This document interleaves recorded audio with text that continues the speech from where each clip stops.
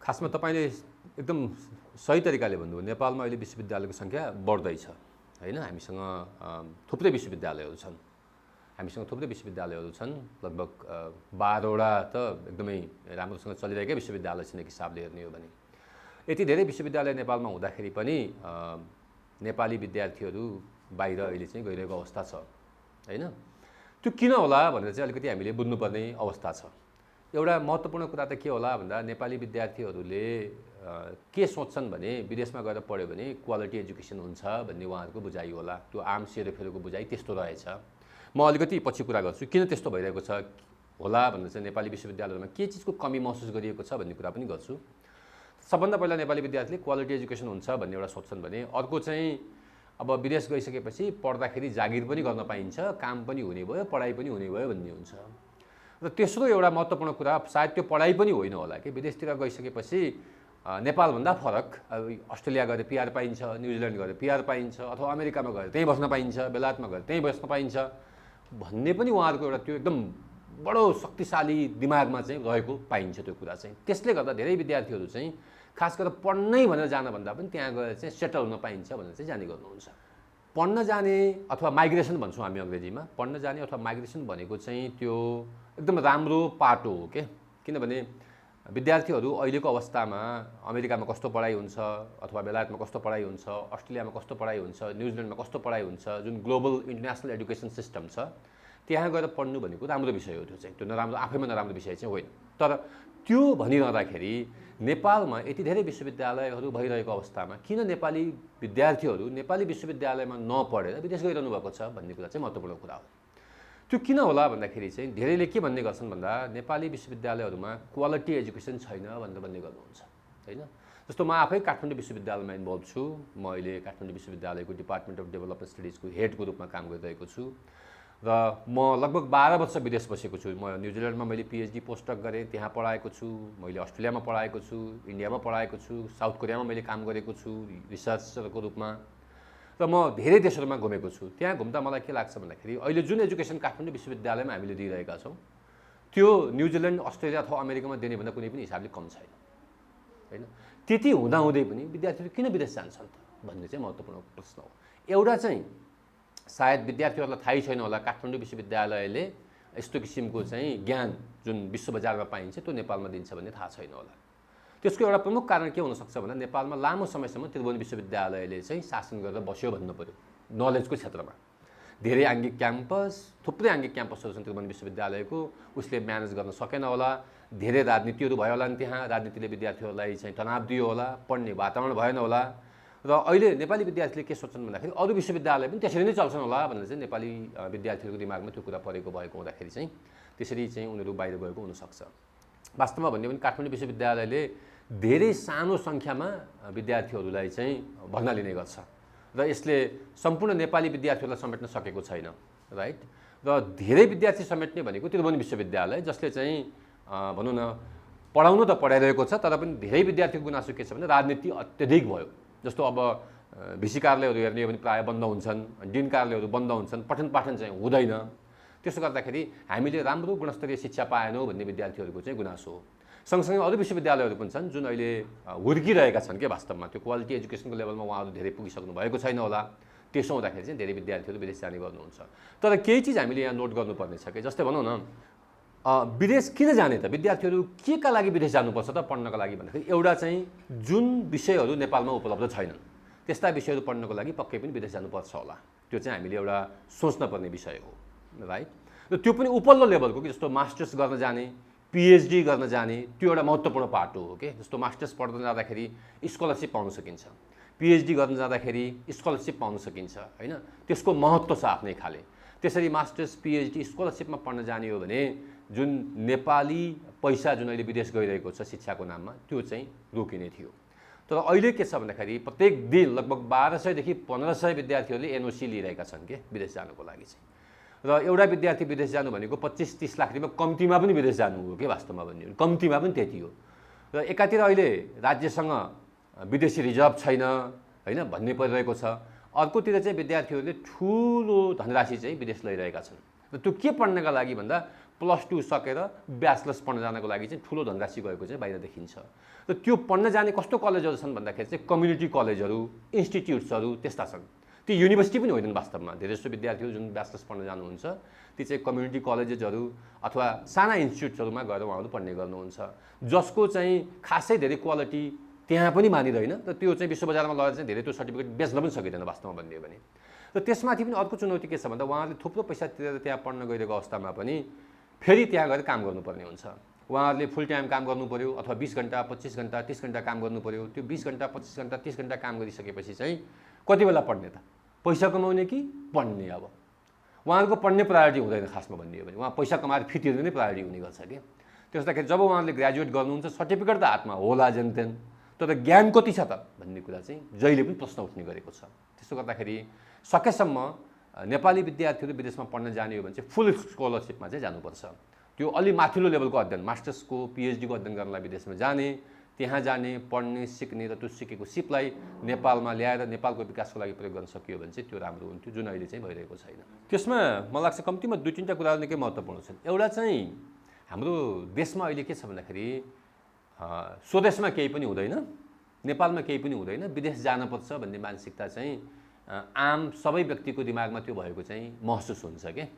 अनि प्यारेन्ट्सलाई के लाग्छ भन्दाखेरि मेरो छोरो अस्ट्रेलिया गएर पढोस् होइन, अथवा चाहिँ अमेरिका गएर पढोस् अथवा न्युजिल्यान्ड गएर पढोस्, अनि मैले यहाँ गफ गर्न पाऊँ कि मेरो छोरा अस्ट्रेलियामा छ, युकेमा छ, गफ गर्ने एउटा के भन्छ सामाजिक प्रतिष्ठा जस्तो रूपमा चाहिँ उहाँहरूले लिनुहुन्छ त्यो। किनभने उहाँहरूले वास्तविकता बुझ्नु भएको छैन कि वास्तवमै मेरो छोरो अमेरिका गयो भने कति दुःख पाउँछ भन्ने चाहिँ उहाँले बुझ्नुहुन्न। उहाँहरूले के देख्नुहुन्छ भन्दाखेरि शनिबार अथवा आइतबार जुन बिदाको बेलामा कारको छेउमा बसेर फोटो खिचेर हालिएको हुन्छ नि फेसबुकमा, यी हेर त मेरो छोरो भन्ने बुझ्नुहुन्छ उहाँहरूले। जुन त्यो छोराले 8 घन्टा पेट्रोल पम्पमा अथवा चाहिँ नि के भन्छ त्यो केएफसीमा अथवा चाहिँ त्यो बर्गर हाउसमा होइन, मेकडोनल्ड्समा भनौँ न भाँडा मार्नेदेखि यावत कामहरू गरिरहेको हुन्छ, त्यो उहाँहरूले देख्नुहुन्न कि। त्यो नदेख्दाखेरि के भ्रम हुन्छ भन्दाखेरि ओहो मेरो छोरो त विदेशमा गएर पढेको छ, अमेरिकामा छ भन्ने गफ गर्ने एउटा चाहिँ सामाजिक प्रतिष्ठा, सोसियल स्ट्याटस भन्ने गर्छन् त्यसलाई। त्यसले चाहिँ नेपाली प्यारेन्ट्सहरूलाई निकै नै दुःख दिएको छ कि वास्तवमा भन्यो भने। हामी त्यो प्रवृत्तिबाट बाहिर आउनुपर्ने छ, नम्बर 1। नम्बर 2 के छ भन्दाखेरि जब नेपाली विद्यार्थीहरू विदेश जाने गर्छन्, गइसकेपछि दुःख सुख जेसुकै गर्दा भए पनि पिआर लिन्छन्, ओर्छन्, त्यहाँ सेटल हुन्छन्। सेटल भइसकेपछि ल अस्ट्रेलिया भनेको देश यस्तो गजबको, त्यहाँ चाहिँ कामको पनि विभेद हुँदैन, अनि त्यसपछि गएर रेसको पनि विभेद हुँदैन, केहीको पनि विभेद हुँदैन भन्ने चाहिँ भ्रम चलिरहेको हुन्छ कि वास्तवमा। त्यो पनि यथार्थ होइन होइन। तपाईँले अमेरिकामा गएर अथवा चाहिँ बेलायतमा गएर अथवा म आफै न्युजिल्यान्डमा लामो समय बसेँ, त्यहाँ गएर धेरै संस्थाहरूमा कस्ता कस्ता मान्छेले काम गर्छन् भनेर हेर्नुभयो भने त्यो जुन चाहिँ एउटा ल्याडर हुन्छ नि कामको, त्यो लोवेस्ट ल्याडरमा चाहिँ नेपालीहरू साउथ एसियनहरूले काम गर्ने गर्छन् कि, हाइएस्टमा गोरेहरूले नै काम गर्ने गर्छन्। यदि कामको फरक नहुने भए त हाइएस्टमा हुने गर्छन् नेपालीहरू पनि, होइन त? र मैले संसारको धेरै ठाउँमा घुमिरहँदा के देख्छु भन्दाखेरि लगभग 95% नेपालीहरू चाहिँ त्यो लोएस्ट लेभलको ल्याडरमा बसेर काम गर्नुहुन्छ के। मात्रै 5% नेपालीहरू त्यो हाइएस्ट अथवा हायर लेभलको चाहिँ ल्याडरमा काम गर्नुहुन्छ, जस्तै प्रोफेसर, डक्टर होइन, अथवा चाहिँ लयर, त्यो किसिमको प्रोफेसनमा इङ्गेज हुने चाहिँ 5% मात्रै भेट्नुहुन्छ। बाँकी 90-95% चाहिँ त्यस्तै मेकडोनल्डमा काम गर्ने, कता काम गर्ने होइन, किवी फ्रुट टिप्ने अथवा के गर्ने अथवा चाहिँ नि रेस्टुरेन्टमा काम गर्ने, त्यो भनौँ न, जुन उहाँहरूले नेपालमा गर्नु तयार हुनुहुन्न फेरि, राइट? विदेशमा गएर चाहिँ त्यही गर्नुहुन्छ, यहाँ चाहिँ तयार हुनुहुन्न। त्यो किन भन्दा विदेशमा सायद कसैले देख्दैन होला होइन, त्यसो हुँदाखेरि त्यहाँ अप्ठ्यारो भएन, यहाँ गर्दाखेरि त्यो कुरा अप्ठ्यारो भयो होइन। त्यसरी चाहिँ त्यो अर्को मानसिकता होला के। किनभने शनिबार आइतबारको जुन रमाइलो देखिन्छ नि विद्यार्थीहरूलाई पनि लाग्दो नेपालमा त केही पनि छैन, किनभने त्यो नै न्यारेटिभ क्रिएट गरिएको छ कि नेपालमा केही पनि हुन्न भन्ने। जबसम्म हामीले नेपालमा हुन्छ, नेपालमै सपना देख्दैनौँ नि, तबसम्म त्यो परिवर्तन हुँदैन।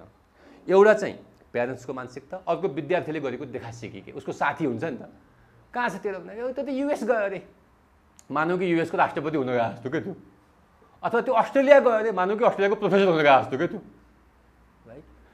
हामी त्यो भ्रममा बाँचिरहेका छौँ क्या, र नेपाली समाज नै त्यो भ्रममा छ। र जबसम्म हामीले राम्रो सपना देख्दैनौँ नि नेपालकै बारेमा, तबसम्म त्यो रहिरहन्छ।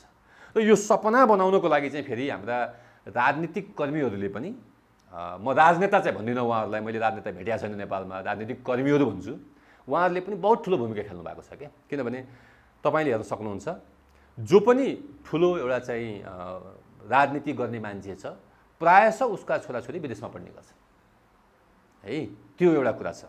अनि तपाईँले हेर्न सक्नुहुन्छ नेपालमा भनौँ न, म आफै काठमाडौँ विश्वविद्यालयमा मैले प्राध्यापन गरिरहेको छु। तपाईँले धेरै सरकारी स्कुलमा प्राध्यापक भएका अथवा शिक्षक शिक्षिकाहरूका छोराछोरीहरू कहाँ देख्नुहुन्छ? बोर्डिङ स्कुलमा पढिरहेको देख्नुहुन्छ कि फेरि अथवा विदेश गएको देख्नुहुन्छ कि? यो विडम्बना छ कि। मैले के भन्न खोजिरहेको छु यहाँ भन्दाखेरि, जबसम्म हाम्रा पोलिटिसियन्सहरूले, राजनीतिज्ञहरूले आफ्ना विद्यार्थीहरूलाई आफ्ना छोराछोरीहरूलाई जबसम्म उहाँहरूले त्यो सरकारी अथवा कम्युनिटी स्कुल्सहरूमा पढाउनुहुन्न, जहाँ चाहिँ शिक्षकहरू आफै प्रधानाध्यापक भएर बस्नु भएको छ, त्यहाँ आफ्ना विद्यार्थीहरू पढाउनुहुन्न, आफ्ना छोराछोरीहरू पढाउनुहुन्न, तबसम्म मलाई लाग्छ हाम्रा जुन छ नि स्कुल्सहरू, हाम्रा कलेजहरूको क्वालिटी चाहिँ बढ्दैन। किनभने उहाँहरूलाई क्वालिटी नै बढाउनु छैन। उहाँको छोरा विदेशमा पढ्छ, यहाँको कम्युनिटी कलेजको किन क्वालिटी बढाउनु पऱ्यो? अथवा उहाँको छोरो प्राइभेट स्कुलमा पढ्छ महँगो ठाउँमा, अथवा छोरी, अनि त्यसो भएपछि त सरकारी स्कुलको क्वालिटी किन बढाउनु पऱ्यो उहाँहरूलाई? त्यतातिर चिन्तै छैन उहाँहरूलाई।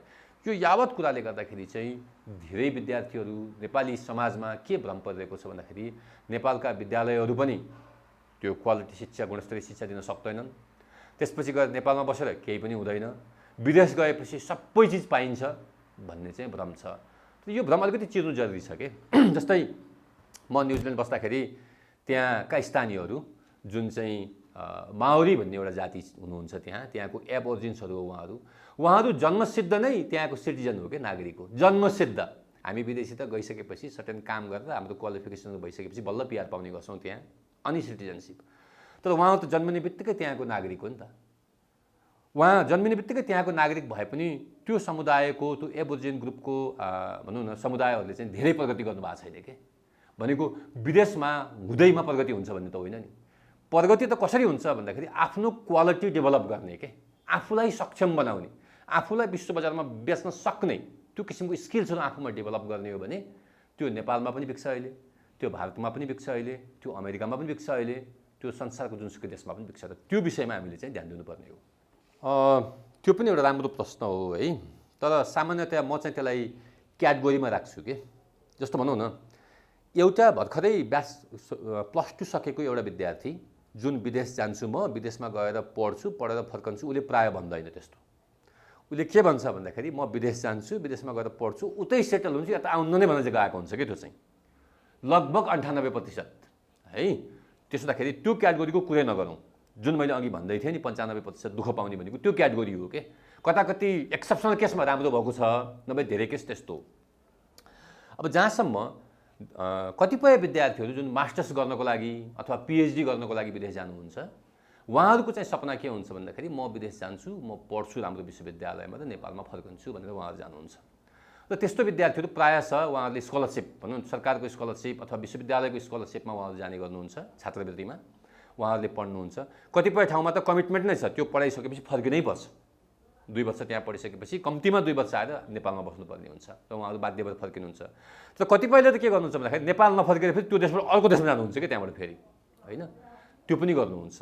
त्यो किन हुन्छ भन्दाखेरि, उहाँहरूले पनि नेपालमा फर्किएर भनौँ न, अब म नेपालमा गएर काम गर्न सक्छु, मैले त्यो मौकाहरू पाउँछु, जुन अपर्च्युनिटिजका कुरा गर्छौँ नि हामी, पढिसकेपछि अपर्च्युनिटिज चाहियो नि त, त्यो पाउँछु भन्ने कुरामा धेरै विश्वास त हुनुहुन्न उहाँहरू चाहिँ।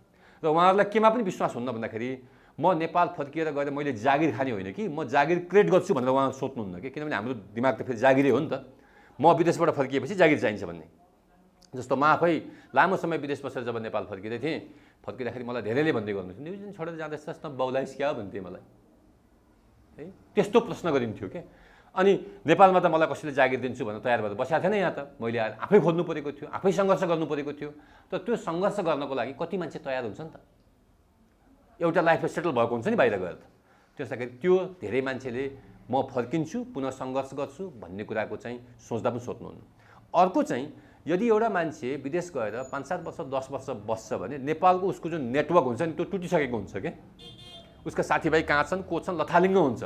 अनि ऊ फर्किने आँटै गर्दैन कि यो देशमा, उसले विश्वासै गर्दैन कि म केही गर्न सक्छु। त्यो भएर पनि धेरै चाहिँ बाहिर बस्नुहुन्छ। पक्कै पनि सेवा सुविधाहरू त भनौँ न, अब जस्तो एउटा समाजमा बस्दाखेरि विदेशमा जुन सुविधाहरू पाइन्छ नागरिक भएर, त्यो नेपालमा त छैन नि त। जस्तो भनौँ न, नेपालमा पल्युसन फ्रीमा पाइन्छ, विदेशमा पल्युसन हुँदैन, कम्तीमा लाइफ राम्रो हुन्छ नि त्यहाँ त। होइन। अनि नियम कानुनहरूको रुल अफ लको परिपालन हुने गर्छ यहाँ त्यो हुँदैन। त्यसो हुँदाखेरि धेरै दोष लगाउने ठाउँहरू चाहिँ छन्। त्यसो हुँदाखेरि धेरै विद्यार्थीहरू त्यसरी फर्किनुहुन्न, तर उहाँहरू वास्तवमै फर्किनुपर्ने हो। त्यो सिकेको सिपहरू ल्याएर यहाँ रुल अफ ल, गुड गभर्नेन्स, अनि पल्युसन भयो पल्युसन फ्री कसरी बनाउने भनेर कन्ट्रिब्युट गर्नुपर्ने हो। तर हामी कसैलाई पनि त्यो धेरै चासो भएको जस्तो चाहिँ विषय छैन। मैले अघि भनिहालेँ, एउटा मुख्य भनेको त पढ्दा पढ्दै पनि काम गर्न पाइन्छ, त्यसपछि त्यो वर्क भिजाहरू पाइन्छ सर्टेन समयको लागि, त्यति बेला काम गरी पनि पैसा कमाइन्छ, एटलिस्ट यहाँबाट खर्च गरेर गएको पैसा चाहिँ उठाइन्छ भन्ने हुन्छ मानसिकता चाहिँ। त्यो स्वाभाविक पनि होला। तर अर्को वास्तविकता के छ भन्दाखेरि खास गरी यो अस्ट्रेलिया, न्युजिल्यान्ड, अमेरिकातिर जाने जति पनि विद्यार्थीहरू हुनुहुन्छ, उहाँहरू पहिला त्यो सोच्दै गए पनि सुरुमा अलिअलि पैसा पठाउँदै गए पनि पछि जब उहाँको पिआर लिने थाल्नुहुन्छ, उहाँहरूले पिआर लिनुहुन्छ, लिएपछि अब त्यतै घर बसाल्ने त्यतै घर बसाल्ने, त्यतै घर किन्ने भन्नेमा उहाँहरू लाग्नुहुन्छ। त्यसपछि उहाँबाट पठाउनुको सट्टा नेपालमा भएको बेचेर पो उता लानुहुन्छ त उहाँहरूले त, होइन। त्यसदाखेरि होला एउटा परिवारलाई सुरुमा केही सहयोग भए पनि देशलाई हेर्ने हो भने त यहाँको पैसा टिपेर उता लगेर घर किनिएको हुन्छ कि। मैले आफै मेरा थुप्रै साथीहरूलाई त्यो गरेको देखेको छु, जसले नेपालको जग्गा, नेपालको सम्पत्ति बेचेर चाहिँ विदेशमा किन्नु भएको छ कि। त्यो हुँदाखेरि त्यसले नेपाललाई वास्तवमै फाइदा गर्ला त भन्ने एउटा महत्त्वपूर्ण प्रश्न होला। अर्को चाहिँ जुन भनौँ न, अघि मैले सुरुमा कुरा गर्दै थिएँ, सरदर वार्षिक रूपमा अरबौँ रुपियाँ विदेशिएको छ यो पढ्ने नाममा, जुन चाहिँ फी तिरेर जानुपर्ने हुन्छ नि त। स्कलरसिपमा जानेले त तिर्नु परेन, जो फी तिरेर जानुहुन्छ उहाँले अरबौँ रुपियाँ चाहिँ वार्षिक रूपमा नेपालले खर्च गर्नु परिरहेको छ उच्च शिक्षाको लागि अथवा शिक्षाको लागि भनौँ न, विदेशमा गएर पढ्नको लागि। अनि त्यो अरबौँ जुन खर्च भएको छ त्यो वास्तवमै रेमिटेन्सको रूपमा फर्किएको छ त? हामीसँग ठ्याक्कै डाटा त छैन अहिले, तर त्यो पैसा फर्किएको छैन कि, खर्च भइरहेको छ वास्तवमा। त त्यसले त नेपालको पैसा विदेश गइरहेको छ नि त, होइन र? र ती विद्यार्थीहरूलाई त्यो पैसा विदेशमा खर्च गर्न नदिएर बरु नेपालकै उच्च शिक्षालाई गुणस्तरीय बनाएर यहीँ पढ्न सक्ने वातावरण बनाउने हो भने त त्यो पैसा त बस्थ्यो नि त। हो, यदि देशलाई एउटा निश्चित जनशक्तिको आवश्यकता परेको छ भने त्यो निश्चित जनशक्ति, मलाई यस्तो खाले जनशक्तिको आवश्यकता छ, त्यो शिक्षा यहाँ छैन, विदेशमा पढ्न पठाउनु पर्ने छ भने त्यस्तै मान्छेहरूलाई छानेर 100, 200, 300, 500, 1000 कति मान्छे हो, कति विद्यार्थी हो छानेर त्यो निश्चित विषयहरू पढ्न पठाएर उहाँहरूलाई फिर्ता बोलाए हुन्छ नि त। अनि उहाँहरू फर्किसकेपछि त विभिन्न ठाउँमा विकास निर्माणमा योगदान गर्नुहुन्छ नि, होइन त? तर अहिले त्यस्तो छैन। अहिले त तपाईँ डिप्लोमा गर्न पनि विदेश जान पाउनुहुन्छ पैसा खर्च गरेर, भाषा पढ्न पनि विदेश जान पाउनुहुन्छ। जस्तो विश्व भाषा क्याम्पस यहीँ छ कि, सबै पढाउँछ, यहीँ पढे हुन्छ नि। तर होइन, जापानिज पढ्न जापान जानुपर्ने अरे, कोरियन पढ्न कोरिया जानुपर्ने अरे, अथवा इङ्ग्लिस पढ्न अस्ट्रेलिया जानुपर्ने, त्यस्तो पनि हुनुपर्छ र पर्दैन। त्यसैको नाममा पनि थुप्रै पैसाहरू खर्च भइरहेको छ कि, जुन हामीसँग अलरेडी यहाँ छँदैछ। र यदि हाम्रो राम्रो छैन भने राज्यले के गर्नु पर्यो भन्दाखेरि त्यो अझ कसरी राम्रो हुनसक्छ, कसरी राम्रो बनाउन सकिन्छ, कसरी राम्रा मान्छे ल्याउन सकिन्छ भनेर त्यो विषयमा सोच्नु पर्यो।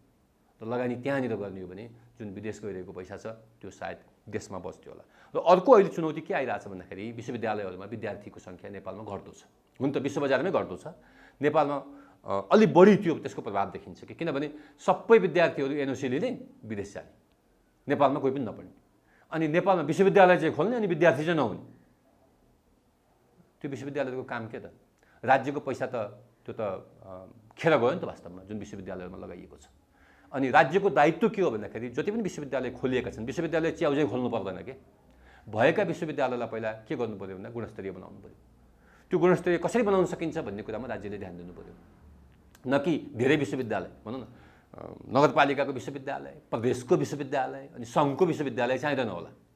जति पनि विश्वविद्यालय छन् त्यसलाई चाहिँ गुणस्तरीय बनाउने र गुणस्तरीय शिक्षा नेपालमा कसरी दिन सकिन्छ भन्ने कुरामा ध्यान दिने। जस्तो एउटा कुरा गरौँ न, विश्वविद्यालयमा हेर्नुभयो भने, स्कुलमा हेर्नुभयो भने धेरै प्राध्यापकहरू शिक्षकहरू राजनीतिमा लाग्नु भएको छ कि, अनि पढाउनु छोडेर राजनीतिमा हिँड्नुहुन्छ। उहाँहरूलाई बरु विश्वविद्यालयमा बसेर पढाउनुहोस्, होइन, स्कुलमा बसेर पढाउनुहोस्, तपाईँले राजनीति गर्नु पर्दैन भनेर ब्यान्ड गरे भइगयो। र उहाँहरूलाई राम्रो शिक्षक हुन, योग्य शिक्षक हुन, अझ राम्रो शिक्षक हुन, अझ राम्रो प्राध्यापक हुनलाई कस्ता किसिमका तालिमहरू चाहिएका छन्, कस्ता किसिमका अध्ययनहरू चाहिएका छन् त्यो राज्यले दिए भइगयो। अनि उहाँहरूले त्यो तालिमहरू गरेपछि त विश्व बजारमा पाइने गुणस्तरीय शिक्षा त नेपालमै पाउन थालिन्छ नि त। अनि ती विद्यार्थी विदेश जानु पर्यो।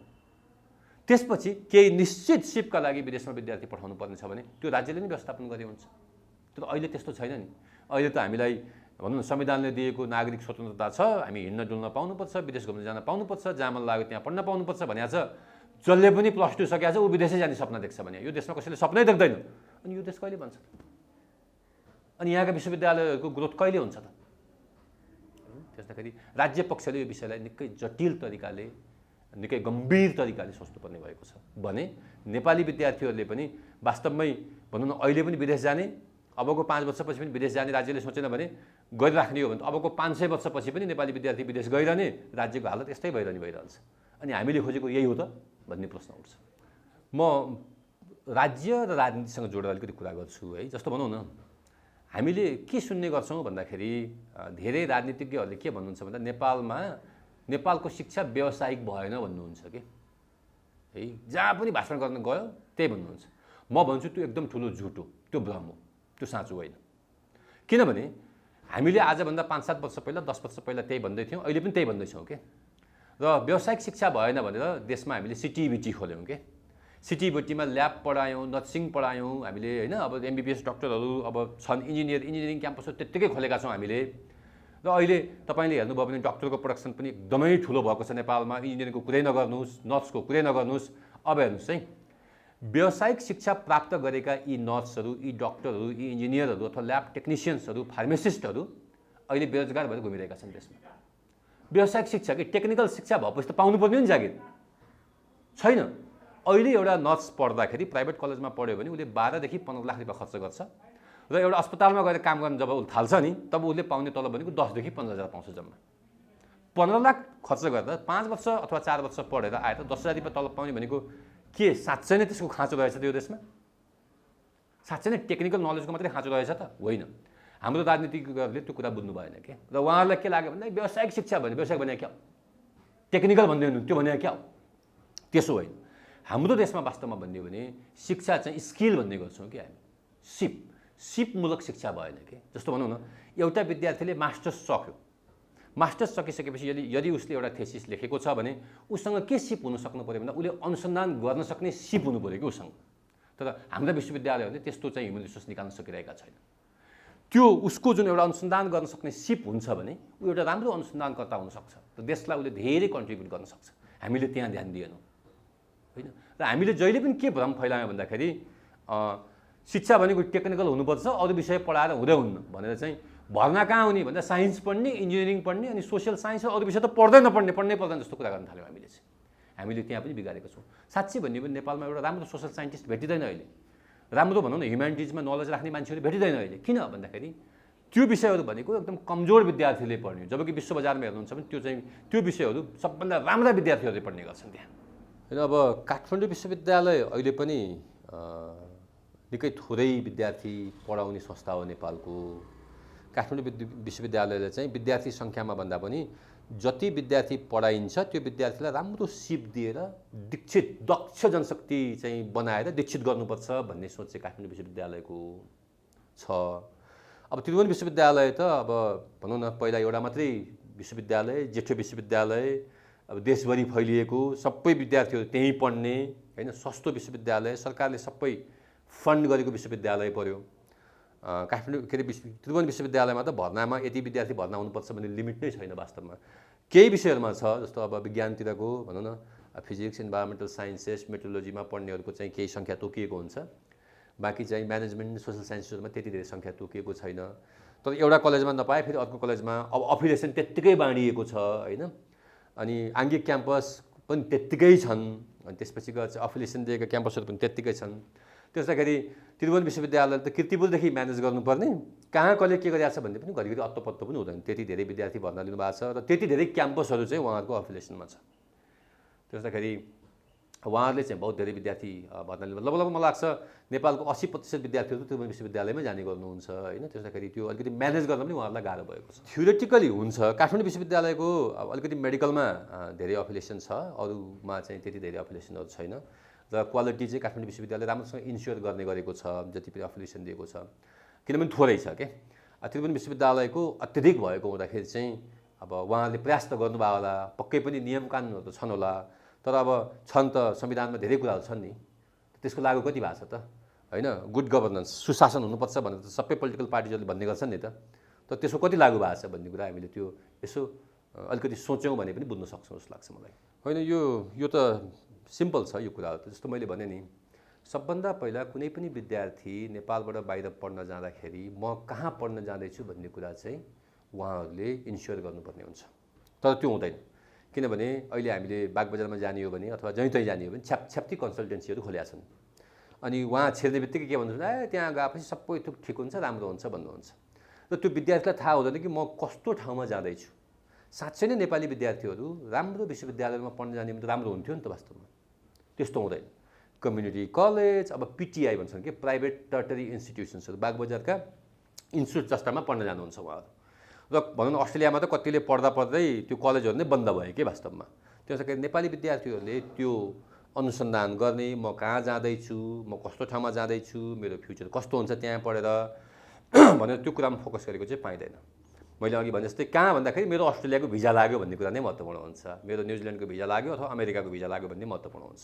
म कहाँ जाँदैछु भन्ने कुराको महत्त्वपूर्ण छँदै छैन।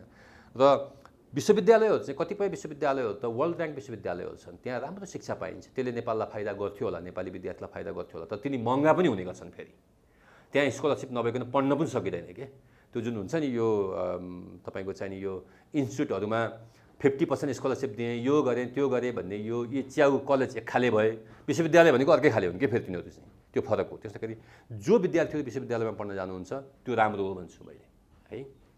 अनि त्यहाँ क्वालिटी पनि हुन्छ, त्यहाँ विश्व बजारमा एक किसिमको एकाडेमिक स्ट्यान्डर्ड तिनीहरूले मेन्टेन गरिरहेका हुन्छन्, जुन हामीले मैले अघि पनि भने काठमाडौँ विश्वविद्यालयमा पनि हामीले विश्व बजारमा पाइने चाहिने एजुकेसन सिस्टमलाई मेन्टेन गरिरहेका छौँ। त्यस्तै उहाँहरूले पनि मेन्टेन गर्नुहुन्छ। तर अन्य इन्स्टिट्युटहरू टाइपका चाहिँ कलेजहरूले त्यो मेन्टेन गर्नुहुन्न। त्यसैले क्वालिटी भन्दा पनि उहाँहरूले चाहिँ के हेर्नुहुन्छ भन्दा विद्यार्थीहरूले विदेश जाने भनेर हेर्नुहुन्छ, राइट। त्यहाँनिर चाहिँ राज्यले रोल प्ले गर्न सक्छ। हामीले हाम्रो नेपाली विद्यार्थीहरू कस्ता ठाउँमा पठाउने, कस्ता ठाउँमा जानेलाई हामीले एनओसी दिने होइन, नो अब्जेक्सन सर्टिफिकेट दिने, कस्ता ठाउँमा जानलाई नदिने भनेर चाहिँ त्यो नेपाल सरकारले मोनिटर गर्न सक्छ। र त्यसरी मोनिटर गरिदियो भने जुन विद्यार्थीहरू बाहिर गएर पढ्नको नाममा बाहिर गएर जुन दुःख पाउनु भएको छ, पीडा भइरहेको छ, पढ्ने मौकाहरू पाउनु भएको छैन, क्वालिटी एजुकेसनको कुरै छोडौँ, राम्रो एजुकेसन नै पाउनुहुन्न कि। दिनभरि काम गर्नुहुन्छ अथवा रातभरि काम गर्नुहुन्छ, दिउँसो कलेजमा आएर सुत्नुहुन्छ अनि सर्टिफिकेट दिनुहुन्छ, त्यो समस्याहरूमा उहाँहरू चाहिँ पर्नु हुन्थेन। त्यसलाई राज्यले चाहिँ एनओसी दिने बेलामै उहाँहरूले हेर्न सक्नुहुन्छ कि कस्तो कलेजमा कस्तो युनिभर्सिटीमा विद्यार्थी जाँदैछ। एउटा अर्को चाहिँ यो ट्रेन्डलाई अलिकति रोक्न मोनिटर गर्नको लागि राज्यले के गर्न सक्छ भन्दाखेरि हजुरको चाहिँ विद्यार्थीहरूले कति स्कलरसिप पाइरहेका छन्। सो राम्रो ट्यालेन्टेड विद्यार्थीहरूले राम्रो ठाउँमा अप्लाई गरे भने उहाँहरूले फुल स्कलरसिप पाउन सक्नुहुन्छ। फुल स्कलरसिप पाउनु भनेको नेपालबाट चाहिँ 1 रुपैयाँ पनि लानुपर्ने हुँदैन। त्यस्तो ठाउँमा चाहिँ विद्यार्थीहरूलाई बिना रोकटोक जान दिनुपर्छ, फुल स्कलरसिपहरू पाइरहेको ठाउँमा होइन। त्यस्तै उच्च शिक्षा मास्टर्स पिएचडी गर्न जानको लागि उहाँहरू सिक्न, विकास गर्न, त्यो क्षेत्रको ज्ञान यहाँ नपाउने भएको हुँदाखेरि विदेश जाँदै हुनुहुन्छ भने उहाँहरूलाई जान दिनुपर्छ। तर जति पनि भनौँ न प्राइभेट कलेजमा थुप्रो पैसा तिरेर म अमेरिका जाँदैछु, अस्ट्रेलिया जाँदैछु अथवा अन्य देश जाँदैछु भनेर जाँदै हुनुहुन्छ, उहाँलाई नेपाल भनौँ न राज्यले चाहिँ त्यो कुराहरू रोक्न सक्छ। त्यसो गर्ने हो भने विदेश जाने विद्यार्थीहरूले पनि राम्रो विश्वविद्यालयमा गएर पढ्न पाउनुहुन्छ। र नेपालमा चाहिँ कतिपय विद्यार्थीहरू भ्रमित भएर विदेश जानु परेन। र नेपालका विश्वविद्यालयमा पनि विद्यार्थीको सङ्ख्या बढ्नेछ। र नेपालको विश्वविद्यालयहरूलाई राज्यले के दबाब दिनु पऱ्यो भन्दाखेरि उहाँहरूको क्वालिटी अझ बढी कसरी इन्स्योर गर्न सकिन्छ त्यहाँ चाहिँ फोकस गरिदिनु पऱ्यो।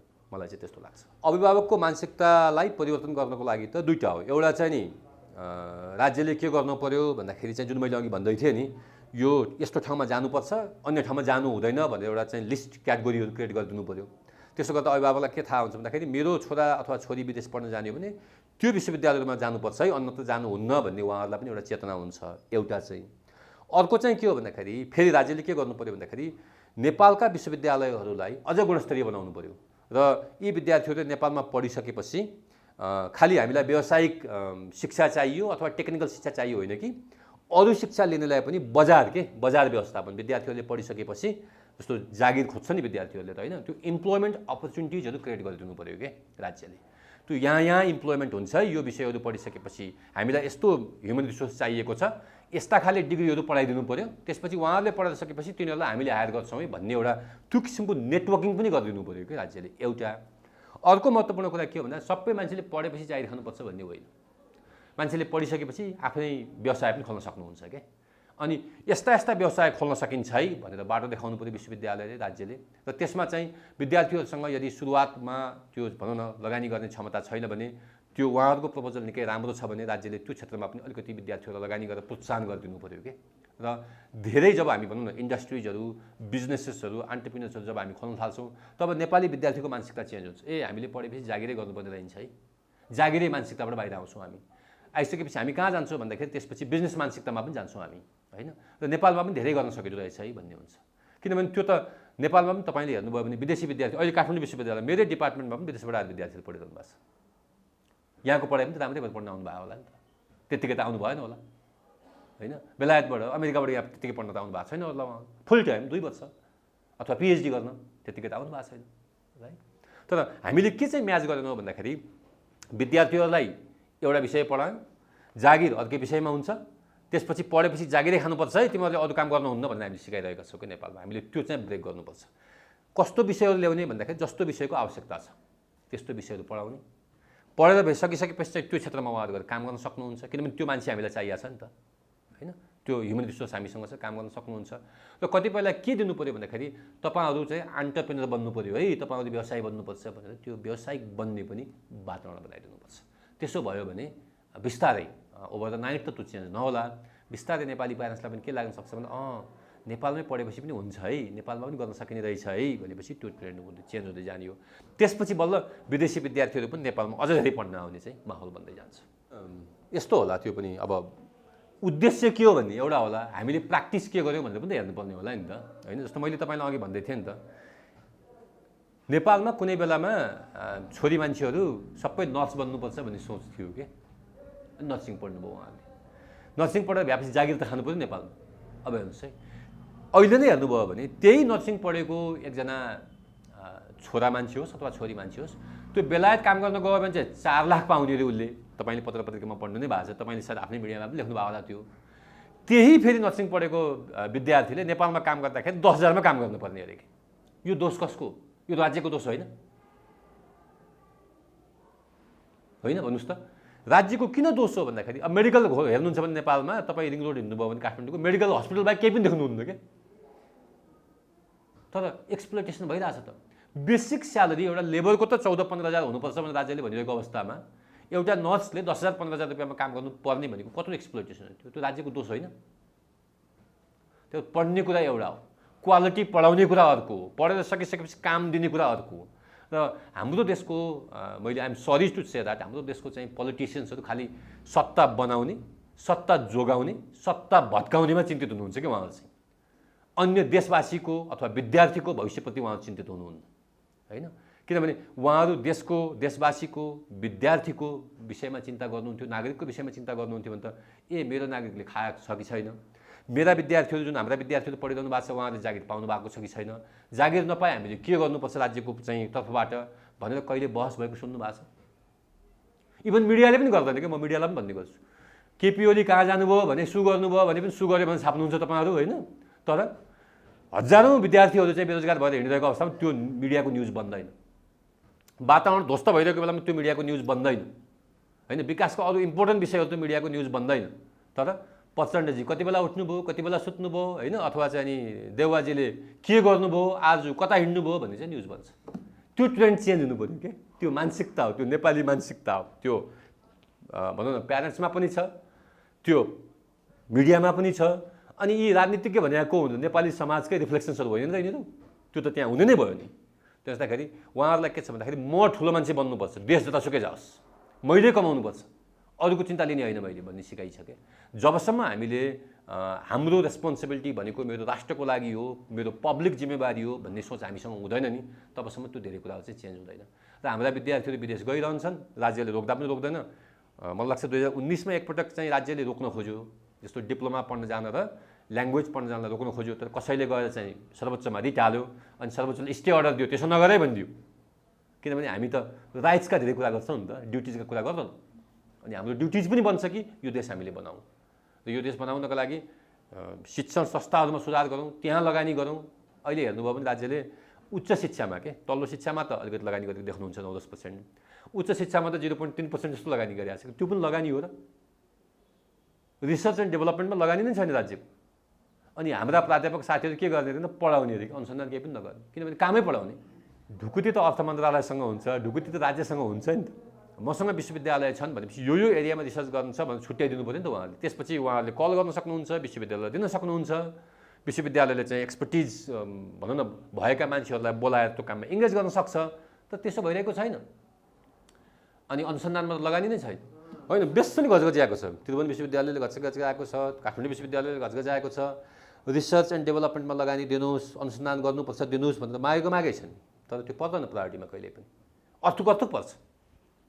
त्यो एउटा मुख्य कारण त अनुसन्धानको महत्त्वलाई हाम्रा राजनीतिज्ञहरूले नबुझ्नु। एउटा प्राइम कारण चाहिँ त्यही हो, त्यो भन्नै पर्छ। हाम्रो पोलिटिसियन्सहरूलाई के लाग्छ भन्दाखेरि उहाँहरू सबै जान्नुहुन्छ कि, सबै कुराको विज्ञ हुनुहुन्छ, केही एक्सपर्टिजहरू चाहिँदैन, केही कुराको अनुसन्धान गर्नु पर्दैन। लगभग ब्युरोक्रासी पनि त्यस्तै छ। 6 महिनामा चेन्ज हुनुहुन्छ, एउटा सचिव अर्को ठाउँमा जानुहुन्छ, 6 महिना 1 वर्ष 2 वर्षमा। र उहाँहरूलाई पनि के लाग्छ भन्दा उहाँ सबै कुरा जान्नुहुन्छ, कसैको कहीँबाट बाहिर एक्सपर्टिजहरू अनुसन्धानहरू चाहिन्छ जस्तो उहाँहरूलाई महसुस हुँदैन होला सायद। त्यसो भएको हुँदाखेरि त्यतातिर लगानी चाहिँ भएकै देखिँदैन। होइन, मैले धेरै कुरा त गरिसकेँ, तर त्यो कुरालाई म समराइज गर्छु कि नेपाली विद्यार्थीहरू विदेश त जानुपर्छ, त्यसमा जानुहुन्न चाहिँ म भन्दिनँ है, जानुपर्छ। तर नेपाली विद्यार्थीहरू विदेश केका लागि जाँदैछन् अनि उहाँहरू फर्केर आउँदा के लिएर आउनुहुन्छ भन्ने कुरामा हामी प्रष्ट हुनुपर्छ। अनि त्यो प्रष्ट गराउने काम चाहिँ कसको हो भन्दा राज्यको हो होइन। जस्तो भनौँ न, यदि त्यो विषयहरू नेपालमा उपलब्ध छैन र त्यो नेपाललाई चाहिएको छ भने त्यसमा पढ्न जानको लागि विद्यार्थीहरूलाई छुट दिनैपर्छ है। उच्च शिक्षा मास्टर्स पिएचडीको अध्ययनहरू स्कलरसिपमा विद्यार्थीहरूले पाउनु भएको छ भने उहाँहरूले जानुपर्छ, पढ्नुपर्छ, पढेर उहाँहरूले फर्केर आएर देशको सेवा गर्नुपर्छ। तर जुन हिसाबले अहिले +2 गरेर विद्यार्थीहरूको भिड जुन चल्छ नि विदेश जाने ट्रेन्ड छ नि अहिले, त्यो चाहिँ रोकिनुपर्छ। मलाई लाग्छ नेपालमा ब्याचलर्स कलेजहरू निकै राम्रा छन् जहाँ क्वालिटी एजुकेसन दिन सक्छन् र तिनीहरूले ब्याचलर्स यहाँ पढिसकेपछि राज्यले के वातावरण बनाउनु पर्यो भन्दाखेरि एउटा त शैक्षिक स्तर यदि अझै ठिक छैन भने अझ राम्रो बनाउनुको लागि के गर्न सकिन्छ त्यहाँ ध्यान दिनु पर्यो। र उहाँहरूले ग्रेजुएट गरिसकेपछि जस्तो ब्याचलर्स डिग्री पढिसकेपछि मास्टर्स पढ्नु पर्दैन कि वास्तवमा, विदेशतिर धेरै पढ्दैनन् वास्तवमा भन्यो भने। ब्याचलर्स पढिसकेपछि उहाँहरू कुन फिल्डमा गएर काम गर्ने हो भन्ने कुरा चाहिँ राज्यले त्यो कुराहरूलाई इन्स्योर गरिदिनु पर्यो। कस्ता खाले एरियामा जागिरहरू खुल्दैछन् त्यस्तो खाले ह्युमन रिसोर्स तयार गर्नलाई विश्वविद्यालयहरूलाई भन्नु पर्यो र विश्वविद्यालय त्यस्तो जनशक्ति तयार गर्नु पर्यो र राज्यले तिनीहरू उहाँहरूलाई के गर्नु पर्यो, कन्ज्युम गर्नु पर्यो। सँगसँगै कतिपय विद्यार्थीहरूले आफ्नो चाहिँ व्यवसायहरू खोल्न खोज्नुभयो भने उहाँहरूलाई आफ्नो व्यवसाय खोल्ने वातावरण पनि बनाइदिनु पर्यो। र खास गरेर शिक्षा मन्त्रालयले केमा ध्यान दिनु पर्यो भन्दाखेरि कस्ता विद्यार्थीलाई एनओसी दिने, कस्तालाई नदिने भन्ने कुरामा चाहिँ एकदमै ध्यान दिनुपर्छ। त्यो ध्यान दियो भने जुन अहिले भनौँ न हाम्रो फरेन रिजर्भ घट्दै गइरहेको छ त्यसलाई पनि सहयोग गर्छ।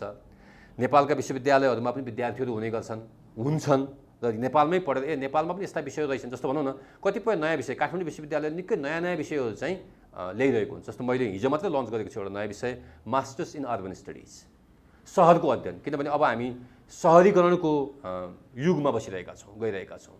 हाम्रा सहरका समस्याहरू छन् त्यसको बारेमा अध्ययन गर्नुपर्ने छ। सहरका समस्याहरू चुनौतीहरू जस्तो फोहोरै हेरौँ न काठमाडौँको अहिले, त्यही म्यानेज गर्ने कुराहरू त्यो विषयहरूमा जस्तो जति रेलेभेन्ट छ, जति आजको आवश्यकता छ, भोलि आवश्यकता पर्दछ त्यस्ता किसिमका विषयहरूको पढाइ हुनु पर्यो है, एउटा महत्त्वपूर्ण कुरा चाहिँ। र पढिसकेपछि जबको इन्स्योर राज्यले गरिदिनु पर्यो र यदि बिजनेस खोल्ने हो भने बिजनेसको लागि पनि इन्स्योर गरिदिनु पर्यो। र शिक्षा मन्त्रालयले के गर्नु पर्यो भन्दाखेरि ती विषयहरूको पढाइ नेपालमा हुन्छ कि हुँदैन, हुँदैन भने पक्कै पनि ह्युमन रिसोर्स हामीलाई चाहिन्छ, उहाँहरूलाई बाहिर पढ्न जाने वातावरण बनाइदिनुपर्छ, मलाई चाहिँ त्यो लाग्छ। र प्यारेन्ट्सहरूले मेन्टालिटी चेन्ज गर्नु पर्यो कि विदेश जाँदैमा केही पनि हुँदैन है। र वास्तवमै उहाँहरू विदेश गएर हेर्नुभयो भने उहाँहरूलाई दिक्क लाग्न सक्छ कि मेरो छोरालाई पहिला त मैले यसो फेसबुकमा हेर्दाखेरि राम्रो गाडीमा चाहिँ फोटो खिचेर हालेको थियो, यहाँ आएर हेर्दाखेरि त हप्ताको चाहिँ 40 देखि 60 घन्टा घिसिरेर काम गर्नुपर्ने रहेछ, फुर्सदै रहन्छ, बडा गाह्रो पो रहेछ भन्ने उहाँहरूलाई अनुभव हुन्छ। तर त्यो उहाँहरूले धेरै देखेको हुँदैन र उहाँहरूलाई के लाग्छ भन्दा अमेरिका भन्ने शब्दले अट्र्याक्ट गर्छ क्या, अस्ट्रेलिया भन्ने शब्दले अट्र्याक्ट गर्छ। त्यसदाखेरि प्यारेन्ट्सहरूले पनि त्यो बुझ्नु पऱ्यो र नेपालमै सपना देख्न सक्ने बनाउनु पऱ्यो के आफ्ना छोराछोरीहरूलाई नेपालमै गर्न सकिन्छ भनेर विश्वास दिलाउनु पऱ्यो र विश्वविद्यालयहरूले त्यस क्षेत्रमा काम गर्नु पऱ्यो। राज्यले पनि विश्वविद्यालयहरूलाई त्यो लेभलमा पुग्नको लागि चाहिँ रिसोर्सेसहरू प्रोभाइड गर्नु पर्यो।